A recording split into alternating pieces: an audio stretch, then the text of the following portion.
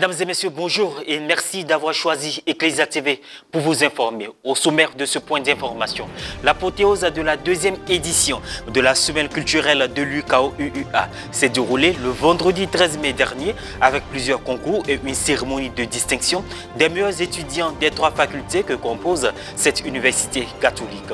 Ces différentes activités ont été rehaussées par la présence effective de tous les étudiants, des autorités municipales, coutumières et politiques, sans oublier le président de la dite université, le révérend père Amadou Kizito Togo. Et puis, la Fédération des inventeurs et innovateurs de Côte d'Ivoire, FEDENSI, a élu son nouveau président en la personne de M. Koulibaly Kligayou, le jeudi 12 mai au siège de l'OPI à Abidjan. Il remplace M. Pierre Djibril Koulibaly, président sortant de la FEDENSI, qui a passé en revue le rapport des actions menées lors de ces 2 mandats. La deuxième édition de la semaine culturelle de l'Université catholique de l'Afrique de l'Ouest, unité universitaire Abidjan-Cocody, a eu lieu du 9 au 13 mai dernier avec pour thème l'intégration au service du développement de l'Afrique. Reportage Pierre Richemont, commentaire Frédéric Monet. L'Université catholique de l'Afrique de l'Ouest, unité universitaire d'Abidjan-Cocody, a organisé du 9 au 13 mai dernier sa traditionnelle semaine culturelle. Cette deuxième édition avait pour thème l'intégration au service du développement de l'Afrique. Madame Stéphanie Kassé, chef de service vie et œuvres universitaires au sein de l'UKO-UUA, et le révérend père Amadou Kizito Togo, président de l'université, se prononce respectivement sur l'origine de cette semaine culturelle et son importance. Alors, la semaine culturelle, c'est donc une semaine au sein de laquelle nous avons plusieurs activités.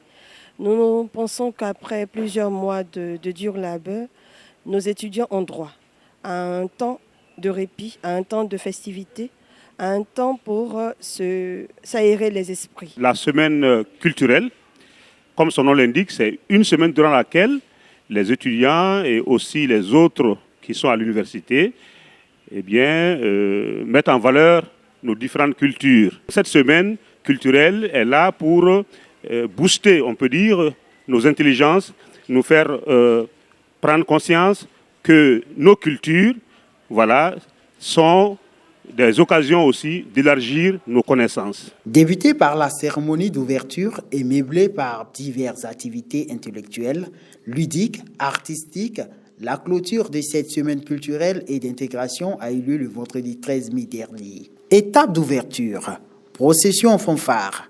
Par la suite, les interventions du père Didier Tsibangou, aumônier de l'UKO-UUA et du porte-parole de la chefferie du village de Blocos. Je viens ici porter l'adresse du chef Norben Chaud. Nous sommes venus aussi porter notre soutien à leur journée culturelle. Et nous félicitons aussi les encadreurs et l'aumônier pour le travail abattu. Cette journée a été ponctuée par des concours d'Aulaba, Miss Intellect et Mister Intellect. L'objectif de ces différents concours, bien que ludiques, était de prôner un environnement sain à travers des messages de sensibilisation. Il ne s'agit pas de protéger l'environnement.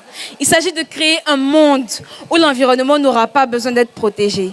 Et la création de ce monde commence à travers ces petits gestes que nous cultivons chez nous à la maison, au sein de nos amphithéâtres, au sein de nos salles de TD, à la cafétéria, au sein de notre université. La Miss Aoulaba de cette année nous vient de la faculté de droit civil.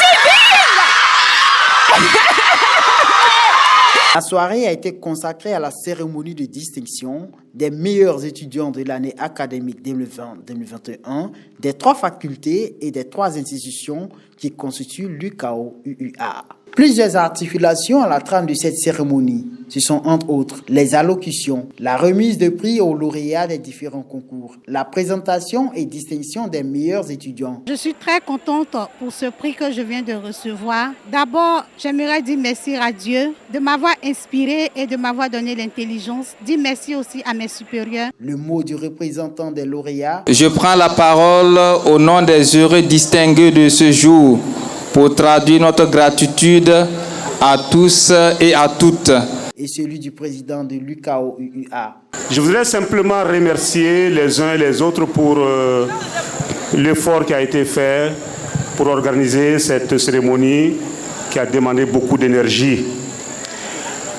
Celle qui est très éloquente a parlé de La dimension du lien entre l'homme et la nature, c'est une des dimensions. Celui qui vient de quitter a parlé aussi de la dimension avec le transcendant, c'est l'autre dimension. Mais il reste encore deux dimensions. La dimension qui porte l'homme à aller vers les autres hommes, la fraternité. Et qui dit culture également, on ne peut pas faire culture tout seul, c'est avec les autres, c'est important. Et la quatrième dimension, c'est la dimension intérieure que nous devons explorer, que nous devons renforcer à travers ce que nous apprenons. L'Assemblée générale élective de la Fédération des inventeurs et innovateurs de Côte d'Ivoire, FEDINSI, s'est tenue le jeudi 12 mai dernier au siège de l'OAPI à Abidjan. Avec 2 candidats en lice, le vote s'est soldé par une victoire de M. Koulibaly Kligayo en remplacement de M. Pierre Koulibaly Djibril. Reporter d'image, Frédéric Monet, commentaire Mourel Poti. La Fédération des inventeurs et innovateurs de Côte d'Ivoire, FEDINSI, qui regroupe en son sein tous les inventeurs, innovateurs, chercheurs, créateurs ivoiriens, a tenu son assemblée générale élective le jeudi 12 mai dernier dans les locaux de l'Office ivoirien de la propriété intellectuelle OIPI. Ses membres militent pour la valorisation et la consommation des produits issus du génie créateur des inventeurs ivoiriens. Il était question, selon l'ordre du jour principal, d'élire un nouveau leader. À l'entame de cette assemblée générale élective, M. Pierre Djibril Koulibaly, président sortant de la FEDINSI, a passé en revue le rapport des actions menées lors de ces 2 mandats. Je me permets de faire quelques rappels de nos grandes actions. On a déjà parlé des essentiels ici, Innova, un siège avec une permanence.